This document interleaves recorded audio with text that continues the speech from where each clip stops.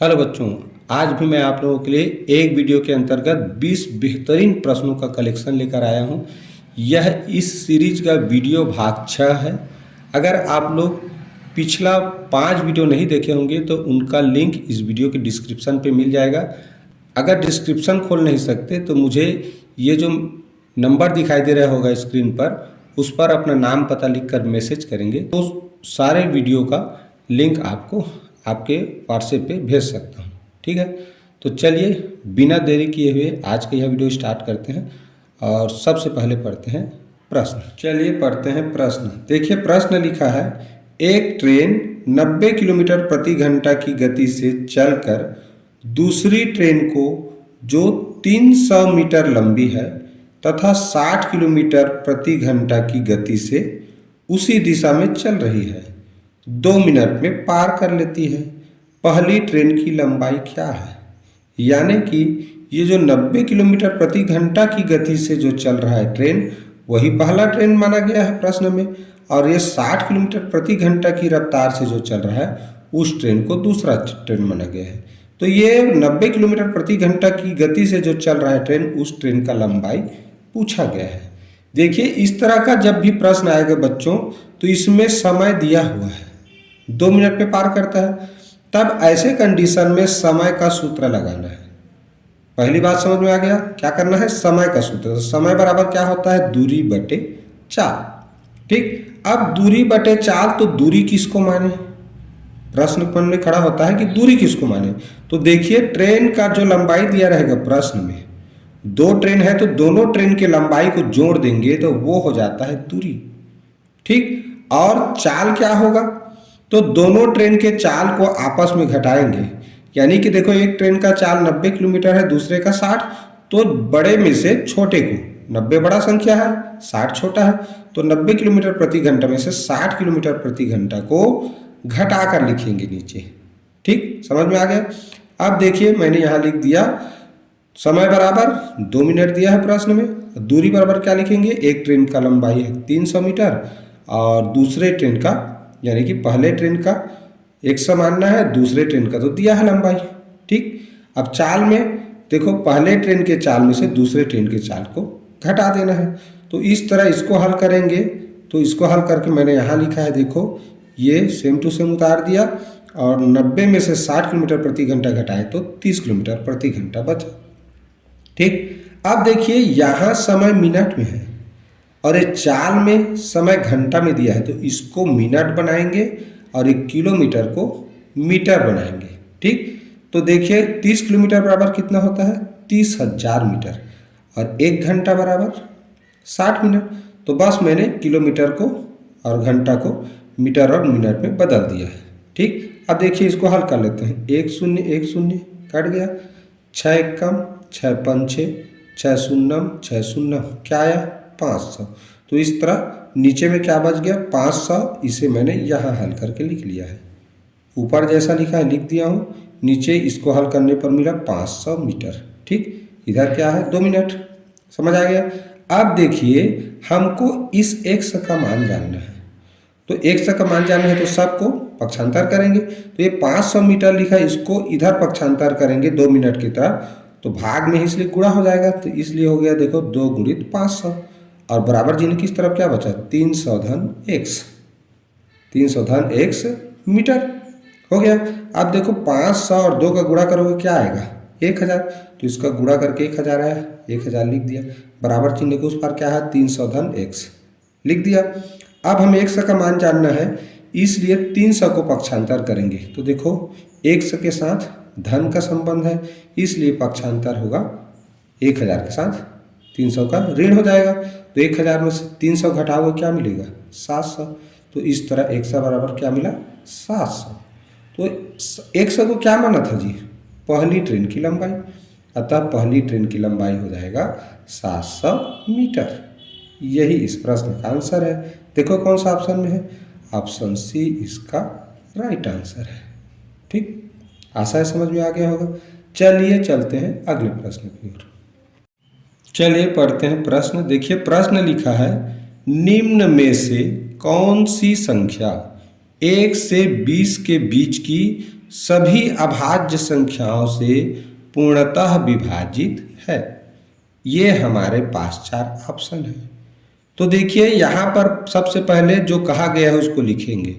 1 से 20 की सभी अभाज्य संख्याओं को लिख लेंगे।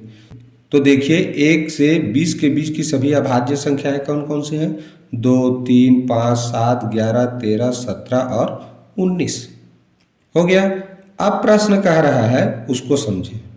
देखिए प्रश्न कह रहा है कि इन सभी अभाज्य संख्याओं से कौन सी संख्या विभाजित होगी।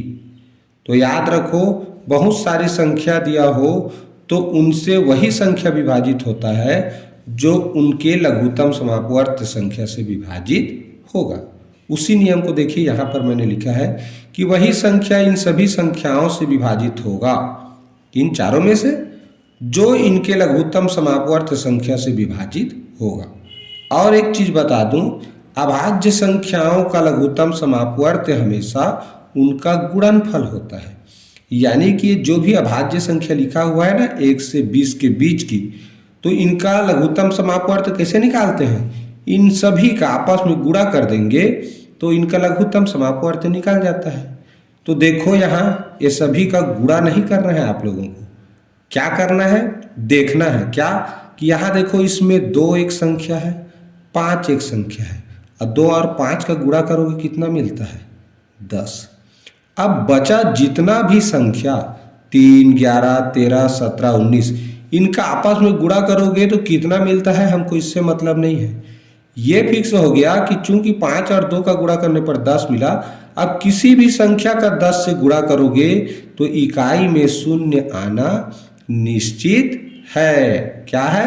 निश्चित है। और शून्य वाले संख्या का पहाड़ा पढ़ोगे तो हमेशा इकाई में शून्य ही आता है। देखिए 10 का पहाड़ा पढ़ते हो तो इकाई में क्या आता है जी? शून्य ही आता है। तो इसका मतलब क्या हुआ कि इनका गुणनफल ही इनका लघुत्तम है, और लघुत्तम संख्या इकाई में शून्य वाला संख्या प्राप्त हो रहा है। इसका मतलब इस ऑप्शन में जिसके इकाई में शून्य होगा वही इस प्रश्न का आंसर है। तो देखो ऑप्शन सी को इकाई में शून्य दिया है, बाकी किसी में दिया है क्या? नहीं दिया। तो यही ऑप्शन इसका राइट आंसर है। ठीक, अतः ऑप्शन सी ही सही उत्तर है। क्या क्या नियम जाने बच्चों? केवल और केवल 2 नियम, जिसको मैं हमेशा लघुत्तम समापवर्त महत्तम समापवर्तक वाला पाठ में और भिन्न वाला पाठ में हरों का लघुत्तम समापवर्त निकालते समय हमेशा बोलता हूँ कि हरों का लघुत्तम समापवर्त हमेशा उनका गुणनफल होता है। ठीक, और कोई भी संख्या दिया हो 1 से अधिक संख्या, तो उनसे वही संख्या विभाजित होगा जो उनके लघुत्तम समापवर्त से होता है। ठीक, तो बस इन्हीं दोनों नियमों के आधार पर इसमें सही उत्तर पहचानना था। ठीक, तो आशा है ये प्रश्न भी अब समझ में आ गया होगा। चलिए देखते हैं अगला प्रश्न। चलिए प्रश्न पढ़ते हैं। देखिए लिखा है प्रश्न, 1 से 70 तक की सभी विषम संख्याओं के योग में इकाई का अंक होगा। पहले क्या जानना है? 1 से 70 तक की सभी विषम संख्या। तो देखो 1 से 70 तक की सभी विषम संख्याओं का योगफल ज्ञात करने का सूत्र क्या है जी? कुल विषम संख्याओं का वर्ग कर दो। तो 1 से 70 तक की सभी विषम संख्याओं का योगफल ज्ञात हो जाता है। तो भाई हम जान रहे हैं कि 1 से 10 तक कितने विषम संख्या? 5 विषम और 5 सम। तो 1 से 70 यानी कि आधा सम होता है, आधा विषम। तो 1 से 70 यानी कि 70 का आधा 35 होता है, तो 35 सम होंगे, 35 विषम होंगे। तो इस तरह पता चल गया कि 1 से 70 तक कुल 35 विषम संख्या होते हैं। तो हमको केवल कुल विषम संख्याओं की संख्या पता हो जाए, उसके आधार पे क्या कर सकते हैं? उनका योगफल जान सकते हैं। तो 35 का वर्ग करेंगे, 35 विषम संख्याओं का योगफल जानना है। याद रखें प्रथम 35 ना 1 से लेकर शुरू होगा, तब आप 20 से आप बीच के विषम संख्याओं को गिनकर योगफल नहीं निकाल सकते इस विधि से। प्रथम विषम संख्या पूछे 1 से लेकर इधर आगे जितना भी। ठीक है, तो 1 से 70 तक कुल 35 विषम संख्या होते हैं, इसलिए 35 का वर्ग करेंगे तो एक 35 विषम संख्याओं का योगफल यानी या कह सकते हैं प्रथम 35 विषम संख्याओं के योगफल निकल जाएगा। तो 35 का वर्ग माने 35 गुणित 35। और एक चीज़ बता दूं, 35 का वर्ग कैसे ज्ञात करते हैं, पहले लिख दो इकाई में 5 है तो 25, इकाई में 5 है इसलिए 25 लिख दो। उसके बाद 3 लिखा है दहाई में तो इस एक अधिक संख्या के साथ गुणा, तो 3 से अधिक कितना होता है 4, तो 3 चौक 12। इस तरह तुरंत निकल जाता है इकाई 5 इकाई वाले संख्या का वर्ग संख्या। ठीक, तो इस तरह 1225 मिला। अब देखो प्रश्न में कहा गया है कि विषम संख्याओं के योग में इकाई का अंक क्या होगा। तो देखो विषम संख्याओं का योगफल ज्ञात हो गया 1225, तो इकाई में कौन सा अंक है 5, तो बस इकाई का अंक पूछा है तो यही 5 क्या है आंसर है। देखो ऑप्शन किस में है, सी में दिया हुआ है, तो ऑप्शन सी ही इस प्रश्न का सही उत्तर है। ठीक, आशा है ये भी समझ में आ गया होगा। चलिए देखते हैं अगला प्रश्न। चलिए प्रश्न पढ़ते हैं। एक लकड़ी की लंबाई 3/7 मीटर है, इसमें से 2/5 मीटर का टुकड़ा काट लिया गया, शेष लकड़ी का लंबाई है। सिंपल सा प्रश्न है, घटाव से संबंधित प्रश्न है। देखिए मान लीजिए यह एक लकड़ी है और इस लकड़ी का लंबाई है 3/7 मीटर। अब इस 3/7 में से मान लो यहाँ तक की लंबाई है, यहाँ से यहाँ तक की 2/7। अब इसको काट के निकाल देंगे तो ये जो बचा इसी का लंबाई जानना है। पूरा में से कुछ हिस्सा काट के निकालना माने क्या होता है, काट के निकाल दिए माने इसमें से कम कर दिए, घटा दिए। तो ये पूरा कितना लंबा था उसमें से कितना लंबा निकाल दिए उसी को घटाना है बस। तो पूरा लकड़ी का लंबाई है 3/7, 2/7 काट दिए मतलब उसमें से घटा दिए, कम कर दिए, तो बस घटा लेते हैं। तो देखो दोनों अभाज्य संख्या है और अभाज्य संख्याओं का लघुत्तम क्या होता है, उनका गुणनफल। तो 7 × 5 = 35। जब लघुत्तम समापवर्ती गुणनफल करके निकालते हैं तब ये तिर्यक गुणा करके आपस में घटाते हैं। तो 3 × 5 = 15, 7 दूनी 14, 15 में से 14 गया 1, 15 में से 14 गया 1, नीचे बचा 35। इस तरह क्या उत्तर आया, 1/35 मीटर लकड़ी बचेगा। ठीक, समझ आया, सिंपल सा प्रश्न था, केवल घटाना था। ठीक, तो यही इस प्रश्न का आंसर है। देखो कौन सा ऑप्शन में है, ऑप्शन ए इसका राइट आंसर है। ठीक है, चलिए देखते हैं अगला प्रश्न। चलिए प्रश्न पढ़ते हैं। 1 रुपया के 2 नींबू खरीद कर 3 रुपये के 4 नींबू बेचने पर प्रतिशत लाभ क्या होगा। देखिए इस प्रश्न को हल करने का 2 तरीका बता रहा हूँ। पहला तरीका जिसमें रुपये को समान करेंगे, क्रय मूल्य और विक्रय मूल्य दोनों को समान करके लाभ प्रतिशत निकाल सकते हो। दूसरा तरीका होता है आप वस्तु की मात्रा को समान करके, विक्रय की गई वस्तु की मात्रा को समान करके भी लाभ प्रतिशत निकाल सकते हैं। तो पहले देखते हैं क्रय मूल्य विक्रय मूल्य को समान करके। ठीक, तो देखो 1 रुपये में 2 नींबू खरीदा, लिखा है ना प्रश्न में 1 के 2 नींबू, तो 1 रुपये में 2 नींबू खरीदा तो क्रय मूल्य जान गए। अब देखो बेचा कितना, तो 3 रुपये में 4 नींबू, तो 1 रुपये में कितना नींबू बेचेगा, 1 से कम, तो 3 का भाग करें तो 4/3 नींबू बेचेगा। तो इस तरह देखो हमारा क्रय मूल्य और विक्रय मूल्य दोनों समान हो गया। 1 रुपये में 2 नींबू खरीदा ये पता चल गया, और 1 रुपये में 4/3 नींबू बेचा ये भी पता चल गया। ठीक, अब यहाँ से हम उसको कितना नींबू लाभ हुआ ये जानेंगे, उसको कितना नींबू लाभ हुआ ये जानेंगे। तो देखो 2 नींबू में से ये 4/3 यानी कि 2 नींबू खरीदा था, 4/3 नींबू बेचा, तो उसको घटाएंगे। देखो तो कितना आएगा, लघुत्तम 3, 3 दूनी 6, 4 एकम 4, तो 6 में से 4 घटा दिए 2, 2/3। इस तरह 2/3 नींबू उसके पास बचा या कहें उसको फायदा हुआ। तो लाभ जैसे ही मिलता है उसके बाद हम लाभ प्रतिशत आसानी से जान सकते हैं। कैसे, देखो लाभ प्रतिशत बराबर होता क्या है, लाभ बटे बेचा गया नींबू की संख्या। तो उसको लाभ कितना नींबू हुआ 2/3 यहाँ निकाले ना, और कितना नींबू बेचा था उसने 4/3, और चूंकि लाभ प्रतिशत निकालना है इसलिए 100% से गुणा करते हैं। अब देखो 2/3/4/3। अब भिन्नों का बटा भिन्न हो तो इनको आपस में गुणा करते हैं और भिन्न के बटे चिन्ह के नीचे का भिन्न उल्टा होकर गुणा होता है। तो 2/3 गुणित 4/3 को क्या करेंगे 3/4 करके गुणा करेंगे और 100% से तो गुणा हुआ ही है। अब देखो कैसे करेंगे 2 1 कम 2 दूने 3 3 आपस में कट गया, क्या बचा 1/2। तो 2 से भाग करेंगे अब 100 को तो कितना आएगा जी 50। तो इस तरह 50% क्या हो जाएगा लाभ हो जाएगा। ठीक, इस नियम में जब भी क्रय मूल्य और विक्रय मूल्य बराबर कर दें उसके बाद कितना नींबू खरीदे और कितना नींबू बेचे उसको घटाकर लाभ निकाला जाता है। यहाँ नींबू की संख्या के रूप में लाभ प्राप्त किया जाता है, रुपये के रूप में लाभ प्राप्त नहीं किया जाता। तो जब भी वस्तु की संख्या के रूप में लाभ मिलेगा तो भाग लाभ प्रतिशत निकालते समय बेचे गए नींबू की संख्या से ही करना है। ठीक है, लेकिन जब लाभ रुपया के रूप में प्राप्त करते हैं तब यहाँ पर भाग क्रय मूल्य का किया जाता है। ठीक, कितना रुपये में खरीदे उसका किया जाता है। उसी नियम को चलिए इस दूसरे तरीके में बताया हूँ, देखते हैं। देखिए इसी प्रश्न को ऐसे भी बना सकते हैं। 2 नींबू को 1 रुपये में खरीदा लिखा है ना, 1 रुपये के 2 नींबू।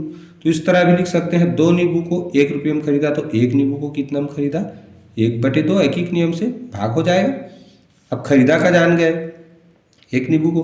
अब देखो 4 नींबू को 3 रुपये में खरीदा तो 1 नींबू को कितना में खरीदा 3/4 रुपये में।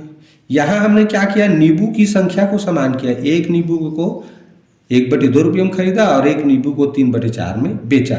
जब भी इस तरह रुपया पता चल रहा है ना तो वहाँ पर रुपया लाभ निकालेंगे।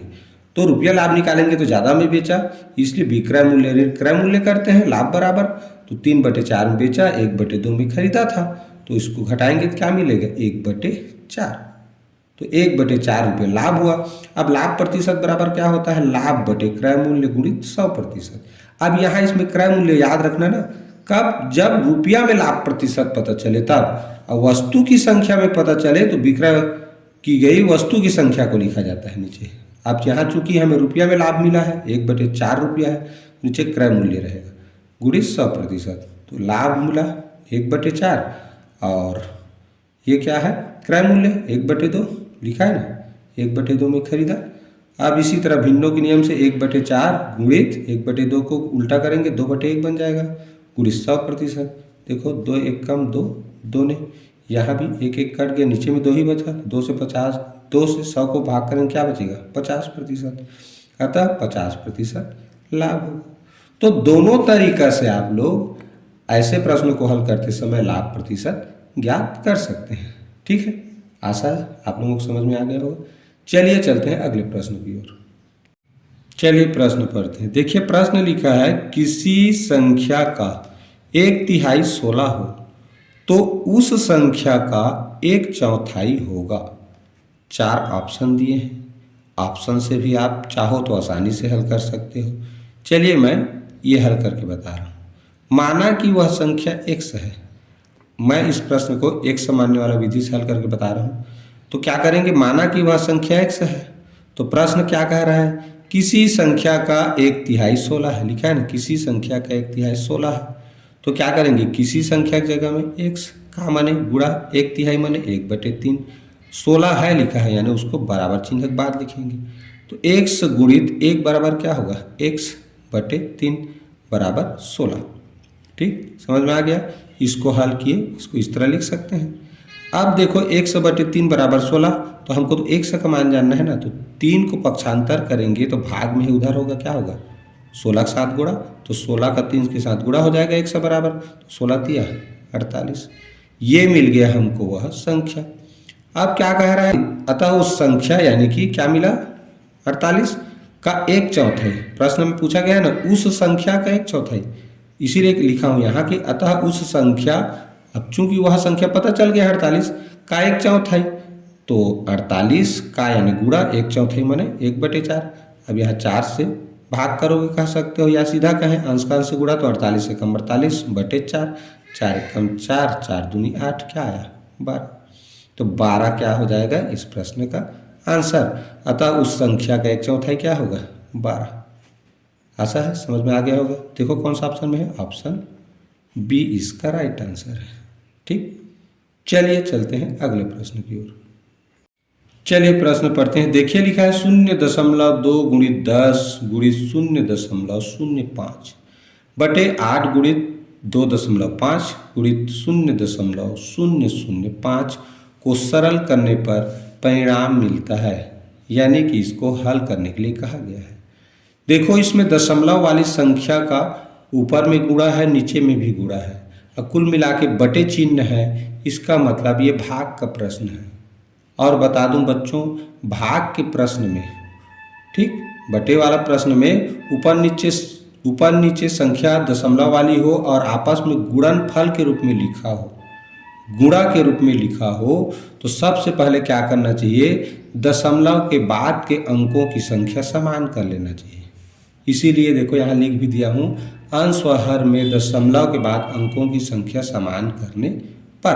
तो यहाँ देखो 0.2 यानी दशमलव बाद एक अंक है, इसके नीचे दशमलव बाद अंक है क्या, नहीं है, तो क्या करेंगे, दशमलव बाद दशमलव लगा के एक अंक कर देंगे, तो एक अंक लिख दिया।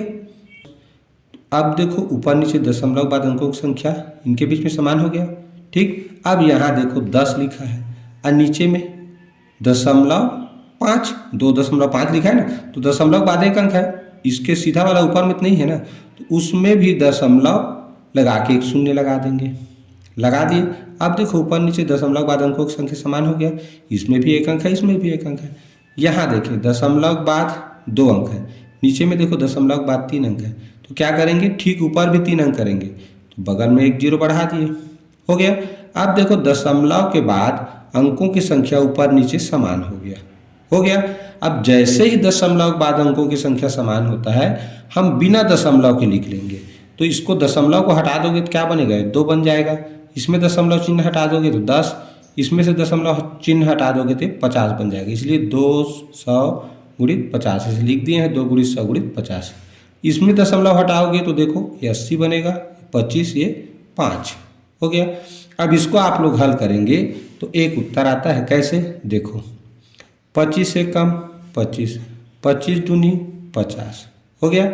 अब देखो यहाँ से हल करें, 5 से 5 एक कम 5, 5 दूनी 10, 5 शून्यम शून्य हो गया।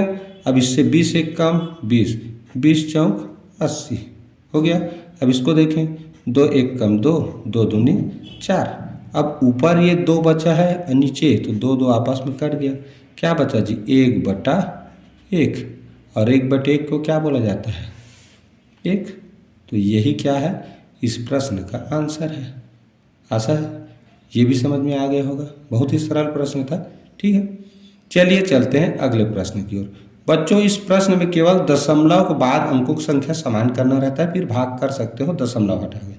ठीक है, चलिए प्रश्न पढ़ते हैं। देखिए प्रश्न लिखा है, एक 12 मीटर लंबी 80 सेंटीमीटर चौड़ी तथा 8 मीटर ऊंची दीवार बनाने हेतु यदि एक ईंट की माप 25 सेंटीमीटर लंबी, 20 सेंटीमीटर चौड़ी तथा 40 सेंटीमीटर ऊंची हो तथा एक ईंट का व्यय 4.50 रुपये है, तो कुल खर्च क्या होगा।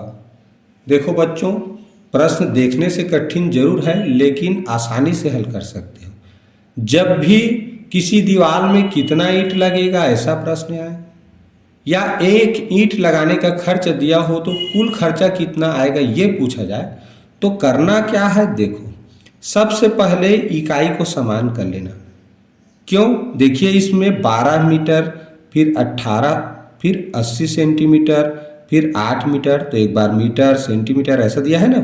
तो ईंट का कौन सी इकाई में दिया है माप, तो ईंट का सेंटीमीटर में दिया है, तो सबको सेंटीमीटर बना लेना। ठीक है, तो देखो 12 मीटर बराबर क्या होता है, 1200 सेंटीमीटर, 8 मीटर बराबर 800 सेंटीमीटर। तो इस तरह हमने जो मीटर में दिया था उसको सेंटीमीटर बना लिया। अब क्या करेंगे, कुल खर्च कैसे जानते हैं बच्चों, तो दीवार का आयतन सेंटीमीटर में लिखना है और बटे करके नीचे एक ईंट का आयतन सेंटीमीटर में लिखना है। ठीक, इसीलिए हमने पहले जो मीटर में दिया था उसको सेंटीमीटर बनाया। सेंटीमीटर क्यों बनाया? क्योंकि ईंट का आयतन सेंटीमीटर में है, इसको याद रखना। इसके बाद ऐसा कर लेने के बाद गुणा करेंगे एक ईंट को लगाने का कितना खर्च आता है उससे। तो एक ईंट लगाने का खर्च देखो प्रश्न में दिया है 4.50 रुपये हो गया। अब आयतन बराबर क्या होता है? तो लंबाई गुणित चौड़ाई गुणित ऊंचाई। तो दीवार की लंबाई 1200 सेंटीमीटर, हमने 12 मीटर को सेंटीमीटर बना के लिखा। 80 सेंटीमीटर चौड़ाई लिखा है, तो 80 सेंटीमीटर चौड़ाई। 8 मीटर लंबाई लिखा है, तो 8 मीटर को सेंटीमीटर बनाए तो 800 बना। ठीक, इस तरह लंबाई चौड़ाई ऊंचाई हो गया। अब ईंट का जो आयतन है नीचे लिखेंगे। तो ईंट का देखो लंबाई चौड़ाई कितना दिया है? 25, 20, 40। तो इस तरह 25, 20, 40 लिख लिया, हो गया। अब गुणा यहाँ किसका करेंगे? ये एक ईंट लगाने का जो खर्च आता है। अब देखिए, चलिए इसको हल करते हैं। कैसे करेंगे? देखो कटाना बस तो है, एक शून्य कट गया, 4 एक कम, 4 दूनी 4 शून्य, क्या आया? 20। 20 और ये 20 आपस में कैंसिल हो गया। अब देखो 25 से कम 25, 25 चौक 100, क्या बचा? 20, 200 बन गया। 25 अट्ठे 200, तीसरा ये 48 बचा, उसके बाद ये 80 बचा। ठीक, अब देखो ये 48 और ये 80 है, 4 गुणित 20 माने 80। तो भाई 48 और 80 का गुणा करोगे किसके साथ? ये एक ईंट का कितना खर्च आता है उसके साथ। तो इनको जब आप लोग हल करोगे तो उत्तर आता है 17,280 रुपये। ठीक, इसको कटाने के कई सारे नियम हैं। देखो इसके साथ भी कटा सकते हैं, इसके साथ ऐसे 4 कर सकते थे, 20 एक कम 20 चौक 80 करके। तो ये इस तरह ये 20 आता और ये 48 आता। तो इसीलिए मैंने यहाँ लिखा है 48 गुणित 4 गुणित 20। ठीक, तो इस तरह जब ये तीनों को हल करेंगे तो इतना उत्तर आता है। आप लोग इसको और हल करके देख सकते हो। ठीक है, हमको नियम जानना था कि कैसे इसको हल करना रहता है, कैसे गुणा भाग करते हैं। तो इस तरह दीवार के आयतन को सेंटीमीटर में और एक ईंट के आयतन को सेंटीमीटर में बटे चिन्ह नीचे लिखेंगे और फिर जो भी उत्तर आएगा इसका उसके साथ 4.50 जो कि एक ईंट लगाने का व्यय है यानी कि खर्च है, उससे गुणा कर देंगे तो कुल कितना खर्च आता है वो पता चल जाता है। तो कितना आया? 17,280। देखिए किस प्रश्न में है, ये ऑप्शन सी इसका राइट आंसर है। ठीक, आशा है यह प्रश्न भी समझ में आ गया होगा। चलिए देखते हैं अगला प्रश्न। चलिए प्रश्न पढ़ते हैं। देखिए लिखा है 30 का घात 26 गुणित 25 का घात 51 गुणित 12 का घात 23 में अभाज्य गुणनखंडों की संख्या ज्ञात करें। देखिए बच्चों, ऐसे प्रश्नों को हल करने का नियम क्या है, ये प्रश्न मैंने लिख दिया। अब क्या करेंगे? 30 का गुणनखंड ज्ञात करेंगे। तो 30 को जब अभाज्य गुणनखंड निकालेंगे ना तो वो प्राप्त होता है 2 गुणित 3 गुणित 5। देख लो 2 3 6 6 5 6 30 मिल गया। अब 30 को हमने इस तरह लिख दिया और भाई 30 का घात 26 है तो सबका घात 26 ही होगा। 25 का अभाज्य गुणनखंड होता है 5 गुणित 5। तो इस तरह 5 गुणित 5 पूरे का घात 51। और 12 का जब अभाज्य गुणनखंड निकालेंगे तो वो मिलता है 2 गुणित 2 गुणित 3 यानी 2 दूनी 4 4 3 12 हो रहा है ना। इसका घात कितना है? 23। अब देखिए कोष्टक के ऊपर घात लगा है, माने ये 2 का भी घात 26 है, 3 का भी घात 26 है, 5 का भी घात 26 है। तो इस तरह हमने कोष्टक खोल दिया और सभी में ये 26 26 घात लिख दिया। अब इसमें भी 5 गुणित 5 का घात 51 है, इसका मतलब 5 का भी घात 51 है, इस 5 का भी घात 51 है। इसी तरह इसको भी लिख दिया। अब क्या करना है, हमको केवल एक घातों का जो संख्या लिखा है घात के रूप में उसको जोड़ना है, क्योंकि कुल अभाज्य गुणनखंडों की संख्या पूछा है। तो इस तरह ये 26 26 को 3 बार जोड़ने के बजाय 26 का 3 से गुणा कर दिए, कितना मिला? 78। 51 को 2 बार जोड़ने के बजाय 51 को 2 से गुणा कर दिए, कितना मिला? 102। 23 को 3 बार जोड़ने के बजाय 23 का 3 से गुणा कर दिए, कितना मिला? 69। अब ये तीनों को जोड़ना है, कितना आया? 249। अतः अभाज्य गुणनखंडों की कुल संख्या कितना है जी? 249। देखो कौन सा ऑप्शन में है? ऑप्शन बी इसका राइट आंसर है। समझ में आ गया कैसे किया हमने? ये जो कोष्टक के अंदर संख्या लिखा रहेगा जिसके ऊपर घात लिखा है उसका भाज्य गुणनखंड लिख लेना, ठीक है। कितना ठो आया उसी से गुणा करना रहता है, ये घात का। इसमें 3 ठो अभाज्य गुणनखंड मिला हमको तो 26 का 3 से गुणा कर दिए, या 25 का 2 अभाज्य गुणनखंड मिला इसलिए 51 का 2 से गुणा किए देखो, और 12 का 3 अभाज्य गुणनखंड मिला इसलिए 23 का 3 से गुणा किए, और फिर ये गुणनफल जो मिला उसको जोड़ दिए, तो यही हो जाता है कुल अभाज्य गुणनखंडों की संख्या। ठीक, आशा है यह भी समझ में आ गया होगा। चलिए देखते हैं अगला प्रश्न। चलिए प्रश्न पढ़ते हैं। निम्न में से सही है, प्रश्न कह रहा है। ये हमारे पास 4 ऑप्शन है। देखो प्रश्न क्या लिखा है, देखो 1 2 3 4 5 6 7 8 9 लगातार लिखा है 1 से 9 तक, भाग 9 बराबर शेषफल 0। प्रश्न कह रहा है कि इस संख्या को 9 से भाग दें तो क्या शेषफल 0 बचता है? अगर 0 बचता होगा तो ये सही है। दूसरा ऑप्शन कह रहा है 8 7 6 5 4 3 2 1। देखो एक चीज़ ध्यान दो, 1 से लेकर 8 तक ऐसे क्रम से लिखा है, और भाग करें 9 से तो क्या शेषफल 8 बचेगा? अगर 8 बचेगा तब सही है, नहीं बचेगा तो उत्तर गलत है। तो यहाँ एक चीज़ ध्यान देना, सबसे जरूरी चीज़ 9 की विभाज्यता का नियम का परीक्षा है। क्या आपको 9 की विभाज्यता का नियम आता है? अगर आता है तो इस प्रश्न को आसानी से हल कर सकते हैं। 9 की विभाज्यता का नियम क्या कहता है? अंकों का योगफल करना है। जितना भी जिन अंकों से मिलकर ये संख्या बना है उन अंकों का योगफल करना है। योगफल अगर 9 से विभाजित हो गया तो समझ जाओ 9 से पूरी तरह विभाजित हो जाएगा। यदि 9 से विभाजित नहीं हो रहा है तो कितना शेष बच रहा है वो यहाँ दिखना चाहिए। ठीक, तो देखिए इसी को समझाने के लिए मैंने यहाँ नियम लिखा है। इस प्रश्न को हल करने के लिए 9 से विभाज्यता के नियम का उपयोग करना है। इसके लिए अंकों का योग करेंगे। जिस अंकों का योगफल और शेषफल घटाने पर 9 से विभाजित हो जाती है वही ऑप्शन सही है। मतलब इसको क्या करेंगे? जोड़ेंगे और शेषफल को घटाएंगे। घटाने के बाद जो संख्या मिलेगा वो अगर 9 से विभाजित हो गया तब वो ऑप्शन सही है। ठीक, तो देखो यहाँ अगर ऑप्शन ए को आप जोड़ोगे इसको तो 1 से 9 तक की प्राकृतिक संख्याओं का योगफल क्या होता है जी? 9 गुणित 10/2। तो 2 से भाग करेंगे तो 5 आएगा, 9 5 45। तो 1 से 9 तक की संख्याओं को जोड़ने पर आता है 45। 9 से भाग करेंगे तो शेषफल 0 आएगा, तो शेषफल 0 लिखा है। मतलब ये ऑप्शन ए ही सही उत्तर है। ठीक, दूसरा को अगर हल करेंगे, दूसरे को देखेंगे तो 36 आएगा योगफल। 8 दिया है ना, तो 8 गुणित 9/2 लिखेंगे। तो 2 से भाग करेंगे, 8 को 2 4, तो 4 नहीं 36। तो 9 से 36 को भाग करेंगे तो शेषफल 0 आता है, जबकि इसमें शेष 8 लिखा है तो इसलिए गलत है। यहाँ देखो 28 आएगा, 7 तक लिखा है, 7 8 56/2 करोगे क्या आएगा? 28। 28 को 9 से भाग करोगे तो शेषफल क्या आएगा? देखो 9 दूनी 18, 9 तिया 27, एक शेषफल आता है, लेकिन ऑप्शन में लिखा है 2।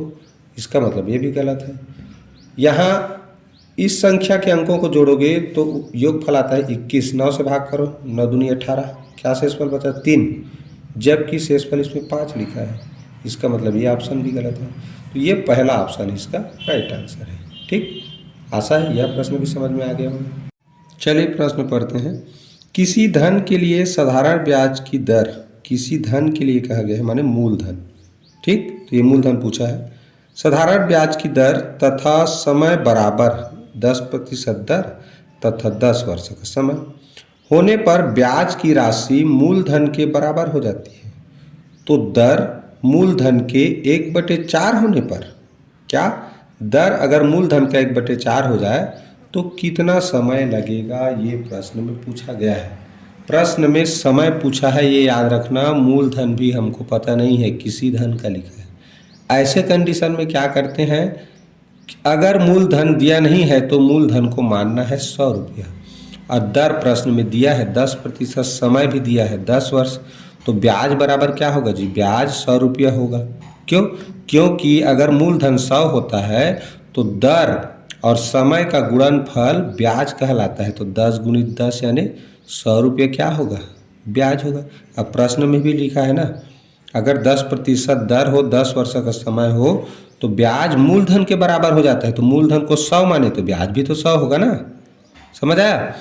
अब लिखा है यदि ब्याज की राशि मूलधन का 1/4 हो, ब्याज की राशि मूलधन का 1/4, तो मूलधन को 100 माने हैं तो 100 का 1/4 माने 25 होगा। तो ब्याज क्या होगा? 25 रुपया होगा। अब प्रश्न में समय पूछा है तो समय बराबर क्या होता है? ब्याज गुणित 100 बटे दर गुणित मूलधन होता है ना। तो ब्याज की जगह में लिख दिए 25 गुणित 100, दर 10% दिया है और मूलधन 100। इसको हल करोगे क्या आएगा? देखो 100 कट गया। अब 25 को 10 से भाग करोगे तो 2.5 उत्तर आता है। और 2.5 को अगर मिश्र भिन्न में लिखें तो 2 सही 1/2 वर्ष बनेगा। ठीक, और यही इस प्रश्न का आंसर है। देखो कौन सा ऑप्शन में है? Option B is right answer. समझ आया? तो इस तरह से ऐसे प्रश्नों को आप हल कर सकते हैं। ठीक है, चलिए चलते हैं अगले प्रश्न में। चलिए प्रश्न पढ़ते हैं। देखिए बड़ा कोष्टक के अंदर है 1/2 धन 3/8 धन 7/16 का दशमलव समतुल्य है। इसका मतलब क्या हुआ कि इसको हमें ये जो तीन भिन्न है बड़े कोष्टक के अंदर में, इसको जोड़ना है। जोड़ने पर जो संख्या मिलेगा एक भिन्न के रूप में, उसको भाग करके दशमलव रूप में प्राप्त करना है। तो देखो मैंने इस प्रश्न को लिख लिया। अब देखो तीन भिन्न है, तीनों को जोड़ना है तो एक साथ हो सकता है। हर में क्या लिखा है? 2, 8, 16। तीनों का लघुत्तम होता है 16। इसको 16 बनाएंगे हर को, तो क्या 8 से गुणा करना पड़ेगा? 8 दूनी 16 होगा, तो 8 का गुणा इससे भी करेंगे तो 8 एक कम 8। इसको 16 बनाना है 2 से गुणा करना पड़ेगा, तो अंश का भी 2 से गुणा करके लिखेंगे यहाँ, तो 3 दूनी 6। इसको ये तो 16 बना हुआ है तो 1 से गुणा होता है, 7 एक कम 7। इस तरह 8 6 14, 14 7 21/16 प्राप्त हुआ है। इसको हल करने पर बस अब 21/16 को दशमलव रूप में बदलना है, तो 21 को 16 से भाग करेंगे इस तरह। तो देखो 16 एक कम 16 बचा 5, दशमलव लगाए कुछ नहीं उतारने के लिए, तो 50 बना, 16 तिया 48 बचा 2, दशमलव लगा चुके हैं इसलिए एक शून्य उतारेंगे। 16 एक कम 16 बचा 4, फिर शून्य उतारे, 16 दूनी 32, फिर बचा 8। ठीक, अब 16 पंचे 80। इस तरह 1.3125 दशमलव रूप में प्राप्त हुआ। कौन सा ऑप्शन में है? देखो 1.3125, ये ऑप्शन डी इसका राइट आंसर है। ठीक, आशा है यह भी समझ में आ गया होगा। चलिए देखते हैं बच्चों अब अगला प्रश्न। चलिए प्रश्न पढ़ते हैं। देखिए लिखा है 0.1 धन 0.11 धन 0.111 धन 0.1111 का निकटतम सौवें पर सन्निकटन मान है। क्या करेंगे? सबसे पहले ये संख्या को इस तरह ऊर्ध्वाधर विधि में लिख करके जोड़ लेंगे, यानी कि खड़ी लिख लेंगे। तो लिखने का नियम क्या है? दशमलव के बाद दशांश को एक सीधा में, सौवें को एक सीधा में, सहस्त्रांश यानी हजारवें एक सीधा में और 10,000वें के एक सीधा में। इस तरह जोड़े तो क्या मिला? 0.4321 ये संख्या मिल गया। अब प्रश्न कह रहा है कि सौवें पर सन्निकटन करना है। तो सौवें तक के, ये 10वें स्थान है, सौवें तक के अंकों को लिख लेते हैं और बाकी दाएं हाथ तरफ जो भी अंक रहेगा, यानी कि ये 100वें स्थान है तो इधर जो भी रहेगा उसको 0 कर देते हैं। तो 2 1 के जगह हम क्या कर दिए? 0 हो गया। अब जहाँ तक निकटन निकालना है सौवें तक वहाँ लिख दिए। अब देखते हैं सौवें के बाद, इसमें सौवें के बाद क्या 5 या 5 से बड़ा है? नहीं है। अगर 5 या 5 से बड़ा होता है तो जहाँ तक निकटन निकालते हैं उसमें एक जोड़ा जाता है, लेकिन इसमें नहीं है, इसलिए वैसा का वैसा ही रहेगा। तो इस तरह चूँकि राइट साइड में 0 हो तो लिखने की ज़रूरत नहीं है, इसलिए 0.43 ही क्या हो जाएगा जी? इस प्रश्न का आंसर। देखो कौन सा ऑप्शन में दिया हुआ है? 0.43, ये ऑप्शन ए इसका राइट आंसर है। ठीक, आशा है यह भी समझ में आ गया होगा। चलिए देखते हैं अगला प्रश्न। चलिए प्रश्न पढ़ते हैं। सरल करें 2 बड़ा कोष्टक के अंतर्गत 2.75 ऋण मंझला कोष्टक में 7 से 1/4 ऋण 4, छोटे कोष्टक में 1/2 धन 3/4, छोटा कोष्टक बंद, मंझला कोष्टक बंद, बड़ा कोष्टक बंद। देखिए हल कैसे करेंगे? प्रश्न लिख लेंगे। सबसे पहले छोटा कोष्टक हल होता है। छोटा कोष्टक में देखो 2 भिन्न है, 1/2 धन 3/4। भिन्नों का जोड़ करते समय हरों का लघुत्तम, तो 2 और 4 का लघुत्तम 4। इस तरह इसको 4 बनाना है, 2 से गुणा करेंगे तो इसका भी 2 से, तो 2 एक कम 2, 3 एक कम 3, 3 2 5/4 मिला छोटा कोष्टक हल करने पर। ठीक, तो इस तरह 5/4 मिला। छोटा कोष्टक हल गया तो इधर क्या है? देखो 4 और कोष्टक के बीच में कुछ चिन्ह नहीं है, मतलब यही इसी को समझना है। यहाँ गुणा का चिन्ह है, कुछ चिन्ह नहीं माने गुणा चिन्ह होता है। तो इसको हल किए तो मिला 5/4 गुणित 4 लिखेंगे, फिर ऋण का ऋण, 7 सही 1/4 को विषम भिन्न में बदलेंगे तो 7 चौक 28 एक 29/4 तोड़ के लिख लिया। अब देखो यहाँ गुणा है तो गुणा पहले हल होगा, घटाव बाद में, 4 4 कैंसिल, गुणा होता है तो आंसर का काट देते हैं। इस तरह क्या मिला 5/1 तो 29/4 ऋण 5/1। अब इसको हल करेंगे लघुत्तम 4 29 का 29, अब ये हो जाएगा 4 5 6 20। जब गुणनफल हो लघुत्तम के रूप में तो तिर्यक गुणा करके घटाया जाता है। ठीक इसी नियम से 4 एकम 4 लघुत्तम, 29 एकम 29, 4 5 6 20, 29 में 20 गया, क्या बचेगा 9, 9/4। मंझला कोष्ठक हल हो गया। बड़ा कोष्ठक में अब देखो क्या क्या है, ऋण, तो यहाँ ऋण 2.75 लिख दिया। दशमलव हटाने के लिए दशमलव नीचे 1 लिखते हैं, उसके बाद जितना अंक हो 0, तो इस तरह 275/100 प्राप्त हुआ। इसको दशमलव इस दशमलव वाली संख्या को भिन्न रूप में लिखने पर अब दोनों भिन्न हो गया। अब फिर इसका लघुत्तम देखो 100, 275 ही आएगा। इसको 100 बनाएंगे 25 से गुणा होगा तो 25 का गुणा इसके साथ भी करना पड़ेगा, तो 25 नहीं 225। अब 275 में से 225 घटाएंगे क्या आएगा 50, तो इस तरह 50/100 मिला। कटाएंगे 50 एकम 50 दूनी 1/2। अब देखो बड़ा कोष्ठक हल हो गया। बड़ा कोष्ठक के बाहर देखो क्या है 2 गुणा है, तो इस तरह 2 के साथ गुणा होगा। बड़ा कोष्ठक से जो मिला संख्या 1/2, 2 2 कैंसिल, क्या बचा 1। यही क्या है इस प्रश्न का आंसर है। देखो कौन सा ऑप्शन में, option C is right answer. ठीक, तो इस तरह से क्रम से छोटे कोष्ठक, मंझला कोष्ठक, बड़ा कोष्ठक को हल करते हुए अंत तक बनाएंगे तो ये इसका उत्तर प्राप्त हो जाता है। ध्यान क्या रखना है बच्चों, इसमें संख्या और कोष्ठक के बीच में कुछ चिन्ह नहीं है तो वहाँ गुणा का चिन्ह रहता है, इस चीज़ को ध्यान दें। ठीक, यहीं पर गलती होने के चांसेस रहता है। चलिए बढ़ते हैं अगले प्रश्न की ओर। चलिए प्रश्न पढ़ते हैं। देखिए लिखा है, वह बड़ी से बड़ी माप क्या होगी जो 6 मीटर 25 सेंटीमीटर, 9 मीटर 50 सेंटीमीटर तथा 12 मीटर 25 सेंटीमीटर को पूरा नाप सके। क्या करेंगे, देखो 6 मीटर 25 सेंटीमीटर लिखा है, इसको सबको सेंटीमीटर बनाएंगे तो 6 मीटर बराबर होता है 600, तो 600 सेंटीमीटर और 25 सेंटीमीटर मिलके बन गया 625 सेंटीमीटर। 9 मीटर 50 सेंटीमीटर को सेंटीमीटर बनाएंगे तो क्या बनेगा 950 सेंटीमीटर। 12 मीटर 25 सेंटीमीटर को सेंटीमीटर बनाएंगे तो बनेगा 1225 सेंटीमीटर। इस तरह हमने क्या किया, मीटर सेंटीमीटर दोनों इकाई में लिखा था उसको सेंटीमीटर बना लिया। ठीक, ऐसे प्रश्न को हल करते समय एक इकाई में रखना जरूरी है। अब क्या करेंगे, बड़ी से बड़ी माप पूछा है। जब ये बड़ी से बड़ी माप पूछे तो दी गई संख्याओं का क्या निकालना है, महत्तम समापवर्तक। तो बड़ी से बड़ी यानी कि महत्तम होता है, बड़ी से बड़ी क्या बोलते हैं महत्तम। तो महत्तम माप जानना है, इसलिए इन संख्याओं को महत्तम समापवर्तक निकालेंगे। तो देखो अभाज्य गुणनखंड विधि से कैसे निकालते हैं, जब तक सभी संख्या विभाजित होगा तभी तक भाग देंगे। तो 5 से होगा, देखो तो 5 से 125 पार पढ़ा पड़ेंगे तो ये कटेगा इस तरह। तो इस तरह इसका अभाज्य गुणनखंड निकालेंगे तो ऐसे होता है। अब ये जो 25 38 49 है ना, वो किसी एक संख्या से विभाजित नहीं होता, इसलिए यहीं तक भाग देना है। तो क्या मिला 5 गुणित 5, तो 5 गुणित 5 माने कितना हुआ 25 सेंटीमीटर। तो अतः बड़ी से बड़ी माप क्या है 25 सेंटीमीटर है, जिससे इस माप को पूरा नाप सकते हैं। तो देखो कौन सा ऑप्शन में, ऑप्शन ए इसका राइट आंसर है। ठीक, आशा है यह भी समझ में आ गया होगा। चलिए बढ़ते हैं अगले प्रश्न की ओर। चलिए प्रश्न पढ़ते हैं। छायांकित भाग का क्षेत्रफल हुआ, ये हमारे पास चित्र है। देखो 4 छायांकित भाग है और इसका माप देखो बगल में लिखा है, ये 6 सेंटीमीटर, इधर से भी 6 सेंटीमीटर। और जान रहे हो जिसकी चारों भुज समान होता है वो एक वर्गाकार आकृति होता है।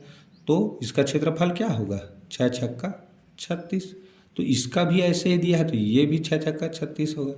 ये भी देखो 6 सेंटीमीटर भुजा वाला है तो ये भी होगा, और ये भी इसी साइज का बना है, मतलब ये भी इतना ही है।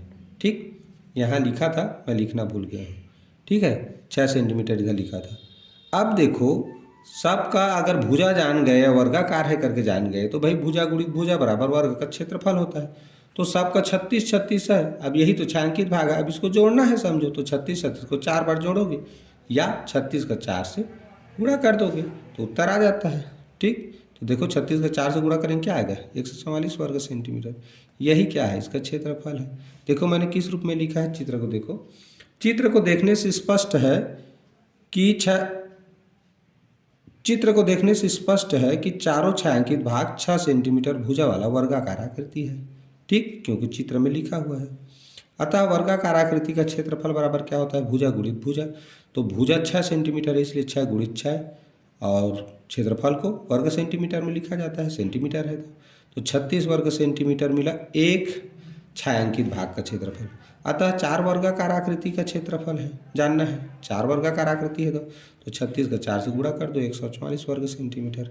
अतः छायांकित भाग का क्षेत्रफल क्या मिला, 144 वर्ग सेंटीमीटर। देखो कौन सा ऑप्शन में है, option B is right answer. ठीक, आशा समझ में आ गया होगा। चलिए प्रश्न पढ़ते हैं। देखिए लिखा है, एक फ्यूल टैंक 80 सेंटीमीटर लंबा, 60 सेंटीमीटर चौड़ा तथा 20 सेंटीमीटर ऊंचा है। टैंक में 7/16 भाग फ्यूल से भरा है। यदि भरे में से 1/3 भाग किसी को दे दिया जाए, अब टैंक में कितना फ्यूल डालें कि टैंक फुल भर जाए, ऐसा पूछा है। देखो ऐसी स्थिति में एक नियम को जानना जरूरी है। पहला चीज, 1000 घन सेंटीमीटर बराबर होता है 1 लीटर, क्योंकि ऑप्शन में लीटर दिया है, प्रश्न में कहीं पर भी लीटर शब्द का उल्लेख नहीं है। तो आपको ये दोनों चीज जानना जरूरी है। पहला 1000 घन सेंटीमीटर बराबर 1 लीटर होता है, तथा दूसरा 1 घन मीटर बराबर 1000 लीटर होता है, ये जानना है। इसका मतलब क्या होता है बता दूं, 1 मीटर चौड़ा, 1 मीटर लंबा और 1 मीटर ऊंचा कोई भी पात्र रहेगा, उसमें जब हम पूरा भरेंगे फ्यूल यानी पानी कुछ भी हो, तो 1000 लीटर उसमें आता है, उसकी धारिता 1000 लीटर होती है। उसी तरह अगर 10 सेंटीमीटर लंबा, 10 सेंटीमीटर ऊंचा और 10 सेंटीमीटर चौड़ा कोई बर्तन होगा, उसमें जब पूरा भरेंगे कुछ भी लिक्विड चीज़, तो उसमें 1 लीटर वो आएगा, चाहे फ्यूल हो या पानी हो या तेल हो। ठीक, ये समझना जरूरी है। अब देखो प्रश्न क्या कह रहा है, फ्यूल टैंक का आयतन बताया है प्रश्न में, लंबाई चौड़ाई ऊंचाई तो कितना है, 80 60 20 सेंटीमीटर में दिया है। तो इस तरह इसका गुणा करेंगे क्या आएगा, 96,000 घन सेंटीमीटर। 96,000 घन सेंटीमीटर। अभी मैंने कहा लीटर में बदलने पर, भाई लीटर में ऑप्शन दिया है ना, तो लीटर में बदलेंगे क्या करेंगे, लिखा है ना 1000 घन सेंटीमीटर का 1 लीटर, तो यहाँ क्या करेंगे 96,000 को 1000 से भाग करेंगे तो कितना आया, 96 लीटर। तो 96 लीटर हो जाएगा उस फ्यूल टैंक की धारिता, उसमें 96 लीटर फ्यूल भरा जा सकता है। ठीक, अब प्रश्न कह रहा है टंकी का धारिता का जितना उसमें फ्यूल भरा जाता है उसका 7/16 भाग भरा हुआ है। तो इस तरह धारिता का लिखा है तो कुल आता है उसमें 96 लीटर का, माने गुणा 7/16 के साथ गुणा करेंगे तो 16 एकम 16, 16 छक्का 96, तो 6 गुणी 7 है ना, 6 सत्ते 42 लीटर क्या हुआ जी, उसमें भरा हुआ है। आता है 96 लीटर भरा जा सकता है, लेकिन 42 लीटर भरा है, 7/16 भाग ही भरा लिखा है। अब देखो भरे का 1/3 भाग किसी को दे दिया गया, तो भरा कितना है 42 लीटर का 1/3 माने गुणा 1/3, 3 एकम 3 एकम बचेगा 1 चौक, तो 3 चौक 12, यानी कि 14 लीटर किसी को दे दिया। अब टंकी में बचा कितना, तो 42 लीटर पहले से भरा था, 14 लीटर दे दिए तो बचा कितना 28 लीटर बचा ना। अब प्रश्न में पूछा गया है कि टंकी को पूरा भरने के लिए कितना फ्यूल लगेगा, तो भाई टंकी को पूरा भरने के लिए कितना लगेगा, कुल कितना उसमें भरा जा सकता है, यानी टंकी की धारिता क्या है और उसमें बचा है उसको घटा देंगे, तो जितना और लगेगा वही उसका उत्तर हो जाएगा। तो कुल धारिता है 96 लीटर, अब बचा हुआ है 28, तो घटा दिए कितना आया 68 लीटर। तो इस तरह उस फ्यूल टंकी को पूरा भरने के लिए 68 लीटर फ्यूल की ज़रूरत और है, यानी 68 लीटर फ्यूल और चाहिए। ठीक, तो इस तरह ऐसे प्रश्नों को हल किया जा सकता है। आशा है आप लोग समझ में आ गया होगा, नहीं आया होगा तो वीडियो को रोककर इसको अच्छे से देख सकते हैं। ठीक, चलिए बढ़ते हैं अगले प्रश्न की ओर। चलिए प्रश्न पढ़ते हैं। देखिए लिखा है, सरल कीजिए 0.05 धन 1.5 गुणित 5/10 गुणित 0.5 बराबर क्या होगा। 4 ऑप्शन है। प्रश्न को मैंने यहाँ लिख लिया। बोडमास के नियम से पहले भाग होता है, तो भाग करेंगे तो 5 को 10 से भाग करेंगे, क्या मिलेगा 0.5। ठीक, अब उसके बाद क्या करेंगे, तीनों के बीच में गुणा का चिन्ह है तो तीनों का गुणा कर सकते हो। तो देखो पहले इनका गुणा कर दिए, 5 5 6 25, दशमलव के बाद 2 अंक है इसलिए 2 अंकों के बाद दशमलव लगा दिए। अब क्या हो गया, 1.5 गुणित 0.25 का गुणा करना है, तो इसका गुणा करोगे क्या मिलेगा 0.375, यानी कि 25 का 15 से गुणा करोगे, मान लो दशमलव को ना ध्यान में रखते हुए, तो 375 आता है। तो दशमलव के बाद देखो कुल 3 अंक है इसलिए 3 अंक के बाद दशमलव लगा दिया। अब देखो यहाँ तक हल हो गया। अब इधर क्या लिखा है, धन 0.05, तो इनको जोड़ना है, तो जोड़ेंगे कैसे, इधर देख लो 0.05 और 0.375 को नीचे लिख देंगे, 5 की 5 7 5 12 80 1 4, यानी कि 0.425 हो जाएगा। इस प्रश्न का आंसर कौन सा ऑप्शन में है, option C is right answer. ठीक ठीक है, वीडियो को रोक कर या स्क्रीनशॉट लेके और अच्छे से समझ सकते हैं। चलिए चलते हैं अगले प्रश्न की ओर। चलिए प्रश्न पढ़ते हैं। एक हलवाई के पास 12 लीटर दूध तथा 5.4 किलोग्राम शक्कर है। मिठाई बनाने के लिए उसे 18 लीटर दूध तथा 9 किलोग्राम शक्कर चाहिए। यदि दूध 45 रुपये प्रति लीटर तथा शक्कर 35 रुपये प्रति किलोग्राम बाजार में खरीदने हैं, यदि दूध 45 रुपये प्रति लीटर तथा शक्कर 35 रुपये प्रति किलोग्राम बाजार से खरीदने हैं, तो उसे यह सब खरीदने में कितने राशि खर्च करने पड़ेंगे। 4 ऑप्शन दिए हैं। देखिए, मिठाई बनाने के लिए चाहिए कितना दूध और शक्कर उसको लिखेंगे। तो दूध चाहिए 18 लीटर और शक्कर चाहिए 9 किलोग्राम। ठीक, अब उसके पास कितना है, देखो 12 लीटर और 5.4 किलोग्राम, यानी कि 12 लीटर दूध पहले से है, 5.4 किलोग्राम शक्कर पड़ा है उसके घर में। तो इस तरह 18 में से 12 घटा लेंगे भाई, तो 6 लीटर दूध और चाहिए, और 9 किलोग्राम में से 5.4 किलोग्राम घटाए तो क्या है 3.6 किलोग्राम शक्कर उसको और चाहिए। ठीक, तो ये दूध 6 लीटर चाहिए और शक्कर 3.6 किलोग्राम।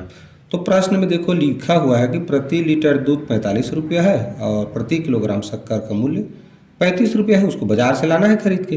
तो 6 लीटर चाहिए दूध, तो 6 लीटर से 1 लीटर का 45 है तो उसका गुणा कर देंगे, तो इस तरह गुणा किए कितना है 270। उसी तरह 3.6 किलोग्राम शक्कर चाहिए और जबकि 1 किलोग्राम का 35 है, तो 35 से गुणा करेंगे तो उत्तर आया 126। अब दूध का पैसा और शक्कर का पैसा जोड़ देंगे, कितना आया 396। तो 396 रुपये उसको खर्च करने पड़ेंगे दूध और शक्कर खरीदने के लिए। देखो कौन सा ऑप्शन में है, option B is right answer. ठीक, आशा यह भी समझ में आ गया होगा। चलिए चलते हैं आज की वीडियो के अंतिम प्रश्न की ओर। पहले प्रश्न पढ़ते हैं। एक परीक्षा में प्रांजल देव से 20% अधिक अंक प्राप्त किया, जबकि हर्ष से 20% कम अंक प्राप्त किए, तो देव का प्राप्तांक हर्ष से कितने प्रतिशत कम है। बच्चों, इस मॉडल सेट का सबसे कठिन प्रश्न है इस वीडियो का ये, तो बहुत ध्यान से देखना है इसको। ठीक, देखिए करना क्या है, पहले नाम को लिख लेना। अब नाम किस क्रम में लिखेंगे, तो जिसके नाम के आगे से लिखा है पहले उसको लिख लो बीच में। अब एक इधर प्रांजल लिख लो, एक तरफ हर्ष लिख लो। प्रांजल का नाम पहले आया ना, देखो तो उसको पहले लिख लो, फिर देव, उसके बाद हर्ष हो गया। अब करना क्या है, देव के प्राप्तांक को मानना है 100, तो देव का 100 मानोगे तो प्रांजल का 20% अधिक लिखा है तो 120 हो गया। ठीक, जितना अधिक रहेगा उतना जुड़ जाता है 100 में। तो देव का 100 माने तो देव से 20% अधिक है प्रांजल का, इसका मतलब 120 होगा। क्योंकि प्रांजल का प्राप्तांक हर्ष से 20% कम है, प्रश्न में लिखा है ना, जबकि हर्ष से 20% कम है किसका, प्रांजल का। तो प्रांजल का प्राप्तांक हर्ष से 20% कम है, अतः हर्ष का अगर 100% मानेंगे तो प्रांजल का 80 होगा, जबकि यहाँ पर 120 है देव के आधार पे, तो 80 ये 120 के बराबर होगा, क्योंकि देव के आधार पे तो 120 है, लेकिन हर्ष के आधार पे तुलना करें तो इसका 80% है।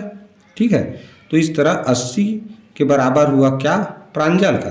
तो 80 बराबर 120, तो 1% बराबर क्या होगा जी 120/80। एक ही नियम से 1 का जानते हैं तो भाग कर देते हैं। अब हमने क्या माना है, 100% माना है, 100% माना है किसका, हर्ष का, इसलिए 1 का जान गए तो 1 से अधिक का 100 का जानना है तो 100 से गुणा करेंगे। तो देखो हल करोगे क्या मिलेगा, ये ये शून्य कट गया। अब देखो 4 दूनी 4 तिया, तो 3/2 गुणित 100। तो इस तरह इसको हल करेंगे, 2 से 50 आएगा, 50 तिया 150, तो कितना मिला 150 हर्ष का प्राप्तांक है, ये पता चला। ठीक, अब देव व हर्ष के प्राप्तांक का अंतर देखेंगे। तो देखो हर्ष का मिला 150 और देव का कितना माने हैं 100, तो 150 में से 100 घटाएंगे क्या आएगा 50। तो ये अंतर पता चला, क्योंकि प्रश्न में पूछा गया है कि देव का प्राप्तांक हर्ष से कितना प्रतिशत कम है, देव का प्राप्तांक। तो देव का प्राप्तांक हमको पता चल गया, हर्ष का भी पता चल गया, और उनका अंतर जानना था, तभी कम या ज़्यादा बता सकते हैं। तो देखो दोनों का अंतर मिल गया 50। अब जो अंतर है उसको लिखते हैं ऊपर। अब किससे तुलना कर रहे हैं, हर्ष से, तो हर्ष का लिखाएगा नीचे, गुणित प्रतिशत पूछा गया है इसलिए 100% से गुणा। तो देखो 50 से कम 50 दिया, 3 से भाग करेंगे 100 को क्या आता है 33, सही 1/3%, यही आंसर है। देखो कौन सा ऑप्शन में, option A is right answer. ठीक, तो इस तरह से ऐसे प्रश्नों को हल आसानी से कर सकते हैं। आशा है आज का यह बेहतरीन प्रश्नों का कलेक्शन आप लोगों को अच्छा लगा होगा, और अच्छा लगा होगा तो प्लीज़ वीडियो को एक लाइक, कमेंट और अपने दोस्तों में शेयर करना बिल्कुल मत भूलिए। ठीक है, बहुत मेहनत करके वीडियो बनाते हैं, वीडियो को लाइक करना और कमेंट करना प्लीज़ बिल्कुल ना भूलें। ठीक है, और पूरा वीडियो देखें, इसके लिए बहुत बहुत धन्यवाद।